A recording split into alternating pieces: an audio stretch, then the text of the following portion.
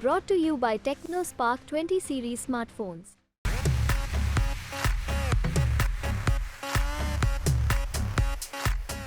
लोकसभा चुनाव खत्म होने में महज 15 दिन बाकी हैं। 4 जून को नतीजा आते ही साफ हो जाएगा कि नरेंद्र मोदी तीसरी बार भारत के प्रधानमंत्री बनेंगे या फिर इंडिया गठबंधन सत्ता पर काबिज होगा।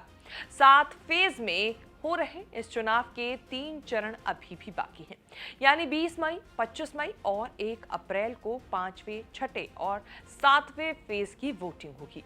इस वोटिंग से पहले मुंबई में 17 मई को इंडिया गठबंधन की रैली हुई और 18 मई को प्रेस कॉन्फ्रेंस। इस प्रेस कॉन्फ्रेंस में कांग्रेस अध्यक्ष मल्लिकार्जुन खड़गे, शिवसेना अध्यक्ष उद्धव ठाकरे और शरद पवार मौजूद थे। विपक्ष के इन नेताओं ने प्रेस कॉन्फ्रेंस में जीत का वादा भी किया और दावा भी।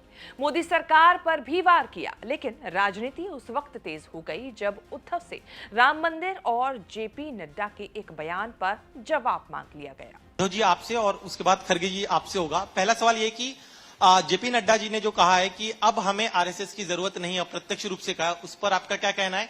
खड़गे साहब, आपसे मेरा सवाल यह है कि कल नरेंद्र मोदी जी ने बाराबंकी की सभा में कहा है कि अगर आपकी सरकार आती है तो आप लोग राम मंदिर पर बुलडोजर चलवा देंगे, उस पर आपका क्या कहना है? Thank you.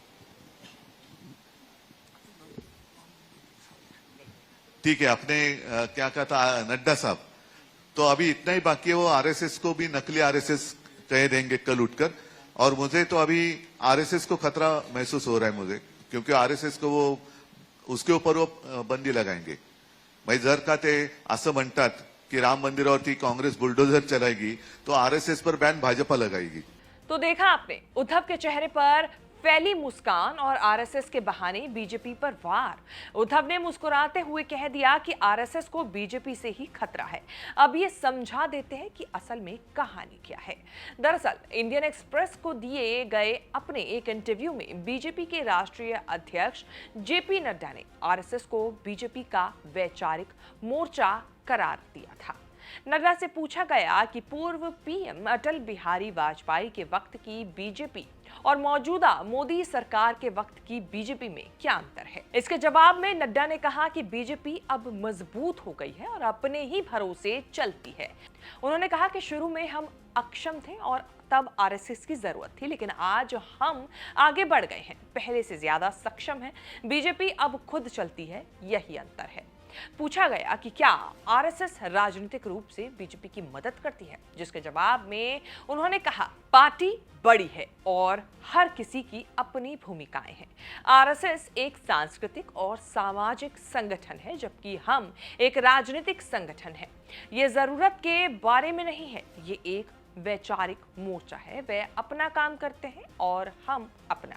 हम अपने मामले में स्वतंत्र रूप से फैसले कर रहे हैं, जैसा कि राजनीतिक दलों को करना भी चाहिए।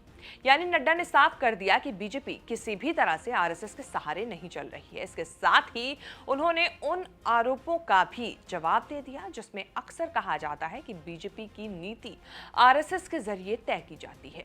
एक तरफ नड्डा के इस बयान से बीजेपी को आरएसएस की छाया से दूर करने की कोशिश है, तो वहीं दूसरी तरफ नई राजनीति को भी जन्म दे दिया है इसी बयान ने।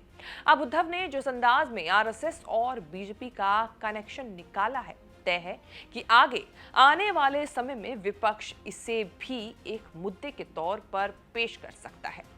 एक वक्त था जब विपक्ष आरएसएस पर हमलावर रहता था। चुनाव से लेकर समाज में घट रही घटना पर आरएसएस का प्रभाव माना जाता था। आज उसी आरएसएस को लेकर नड्डा के इस बयान ने विपक्ष को मुद्दा दे दिया है। अब ये मुद्दा बीजेपी के खिलाफ बने इंडिया गठबंधन को कितना फायदा पहुंचाएगा या नुकसान पहुंचाएगा, ये तो आगे आने वाला वक्त ही बताएगा।